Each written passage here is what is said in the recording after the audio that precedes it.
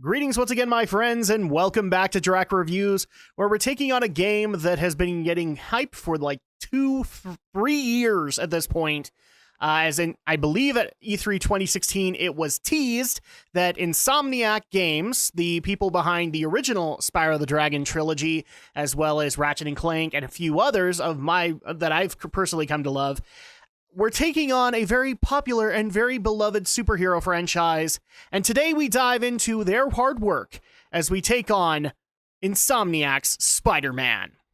And let's go ahead and start things off with the story. Now, there's a lot to be able to take in with the story, so I'm going to try and be as spoiler-free as I possibly can. I know that a lot of people by this point have probably already played it, but just in case you haven't, this is definitely one of those stories I never want to spoil for people. And here we go. You play as Peter Parker. He's Spider-Man. And he goes around and he saves people. Okay, all seriousness aside, before people get mad at me, in this particular story, Spider-Man literally starts off with he has all the evidence, he has the police on his side, and he is getting ready to arrest the Kingpin of crime of New York City. And so the first mission overall is taking on that. But after the capturing of the Kingpin, because, spoiler alert, the hero must win the day when everything aligns for him, a plot starts to unfold that is beyond the Kingpin. In fact, putting the Kingpin in jail actually helps the villains that you deal with throughout the game, including a very corrupt Mayor Norman Osborn. And you also have to deal with the ever-elusive Mr. Negative and his demons clan that is throughout New York City, and most of the time all of the major crimes are being done by them.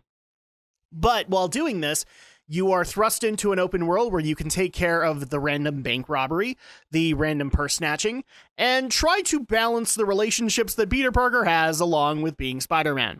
Spoiler alert, you probably will fail, but man, it'll be fun while you do it. I give a lot of crap to the story of Spider-Man, but that's just because we've seen this plot numerous times before. However, in Insomniac's defense, this story is freaking amazing.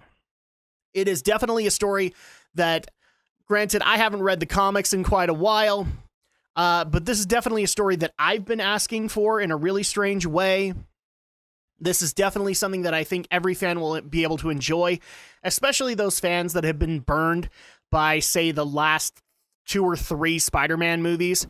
I'm not counting Into the Spider-Verse, people. Don't necessarily worry about that.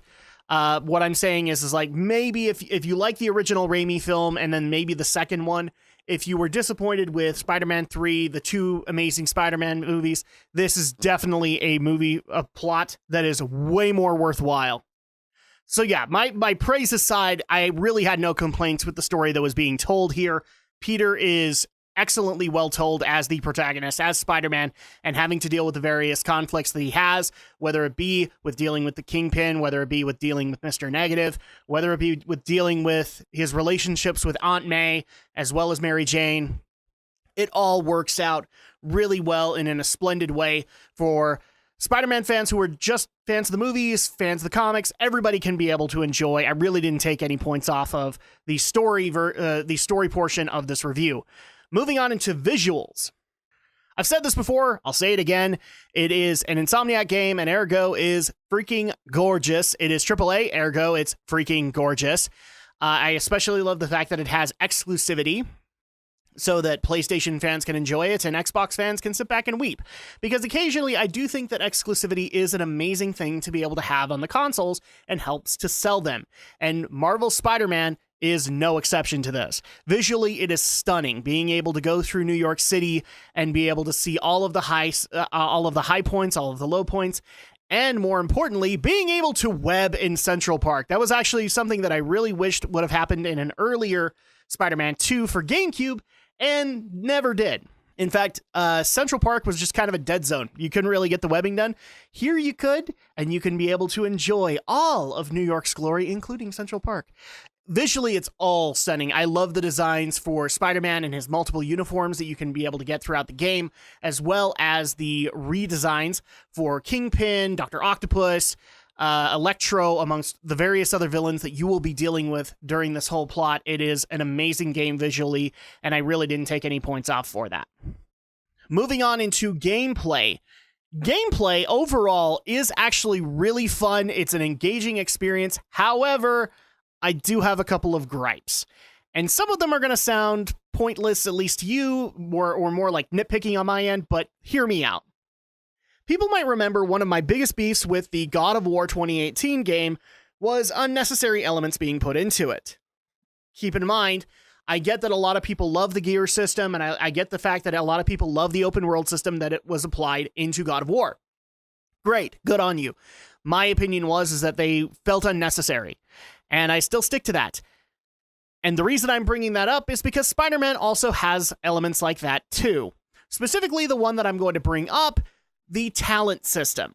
This is a feature, along with open world, that I think is getting horribly abused in games today, is talent systems or talent trees where there really doesn't need to be any. Now, some might actually make the complaint of, oh no, these talent trees are totally necessary, Drak. You have a stealth tree, you have a defensive tree, and then you have an offensive tree. That's great and all, but it's Spider-Man. And a lot of the time when I was playing through the game, I forgot that I had talent points to spend, because you can literally cruise through it and not have to use that damn talent system. It's just a perk. And at that point, the way that I know talent trees, especially from games like World of Warcraft and others that have utilized it well, is talent trees are supposed to help specialize your character to make it more you. And Spider-Man doesn't really feel like that needs to happen. Again, I forgot I had a bunch of talent points and had to go on a spending spree. Because you can easily cruise through this game without having those talents, they're just added perks. And to me, that is a wasted use of a talent tree. So at that point, I did have a problem with that. The open world system, I have no complaints with. It reminds me of Spider-Man 2 on GameCube, on PS2, and I think it came out on Xbox, where that was also an open world Spider-Man game, where you could go around and stop bank robberies and stop purse snatchings and all of that. And this is just a much more up-to-date version of that with added missions that you can be able to complete and added rewards that you can get along the way. So I really didn't have a complaint with that one, but the talent trees feel unnecessary. And I also will say that I had a lot of glitches when it came to the combat system, especially in particular sections where you were in alternate worlds or dimensions or whatever you want to call it. Something about the color scheming that happened in those worlds really threw off the combat for some reason, and I would have a lot of misreads on my controller as to saying I pressed the button to punch more often than I actually did, or in some cases where I tried to avoid something and went one direction, and for some reason it went the other way. Can't really explain it, but it was a little bit of a nitpick as far as I'm concerned, and I did take points off for gameplay. Moving on into audio. Oh my gosh, the voice cast is amazing. I can't even believe I'm saying this, but Yuri Lowenthal is an amazing Peter Parker / Spider-Man. Laura Bailey is an amazing Mary Jane Watson. We actually have, in my opinion, one of the best Stan Lee cameos in the entire Marvel Cinematic Universe in this game, just because of how heartfelt it is. The cast is great. They all fulfill their roles as well as they possibly can. They find a way to be able to ink out just that much more out of the character that they are portraying. It's not necessarily the same Dr. Octopus that you saw in Spider-Man 2. It is a whole new one that you're able to showcase. It's a whole different Norman Osborn.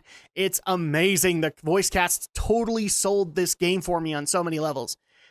The music, however, I'm not saying that it was bad. In fact, in a lot of cases where I was able to listen to the tracks, they did work, and they worked probably a lot better than the tracks that we were getting in the Spider-Man movies.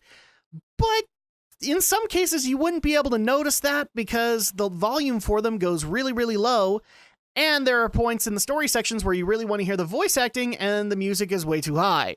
I'm not sure why the devs did this, but it definitely is a nitpick that I have with it, and thus I did take points off for it because I even tried to fix it myself, and it didn't necessarily fix all the way.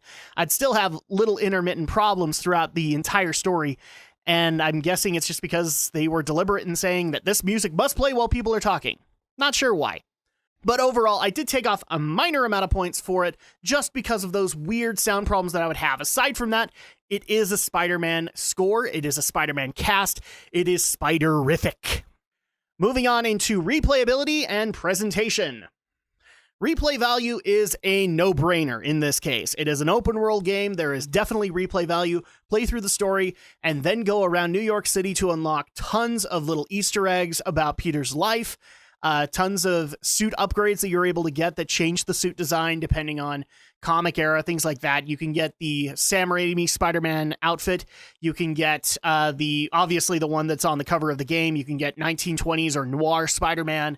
You're able to get the Scarlet Spider. You're able to get the Iron Spider. I believe if you got pre-orders or something like that, you can get the Infinity War Spider-Man outfit as well. So there's tons to be able to unlock, all of which has amazing dialogue, just telling memories of being able to find Peter's first experiment, or Peter's picture with Harry about him ditching school to go do something. All of it is amazing to be able to go and find.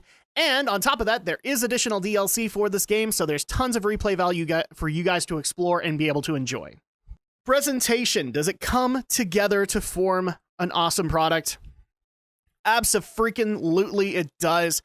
I cannot begin to recommend this to people, especially if you're a Spider-Man fan and you've been, well, burned by either Spider-Man games in the past, Spider-Man movies in the past, Spider-Man comics in the past. It brings everybody together.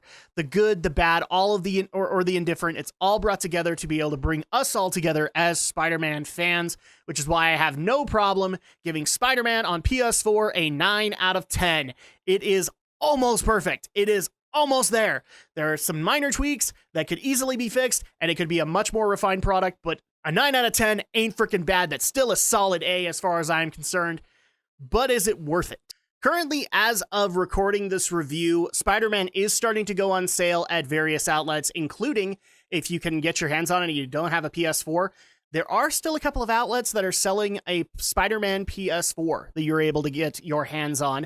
But if you're just looking to be able to get the disc or digitally, Spider-Man is available on PlayStation 4 only, and it is available for $59.99. Yes, it is still at $60, but again, if you go to your local GameStops, you can actually get some on sale for about $5-10 less. So that is definitely helpful. Is it worth it? Absolutely, at any price. $60, $40, $30. This is a offer you cannot miss. It is definitely an awesome game that if you are a PlayStation fan, PlayStation owner, you should definitely have. It is one of those games that is going to stand the test of time as far as I'm concerned and be one of the standing legacy of the PlayStation 4 when we look back on it. So I have no problem recommending that you guys get it at whatever price you can. Insomniac did an amazing job with this game, and so did the cast, so did everybody involved with Spider-Man. Do I necessarily want a sequel? I'm up in the air, but amazing job by Insomniac. I hope that they are able to get another big job like this very soon, but that's going to go ahead and do it for this review. Thank you guys so much for watching. Thank you guys so much for your continued love, support, and patience with the channel, and I'll be back in time for the next review.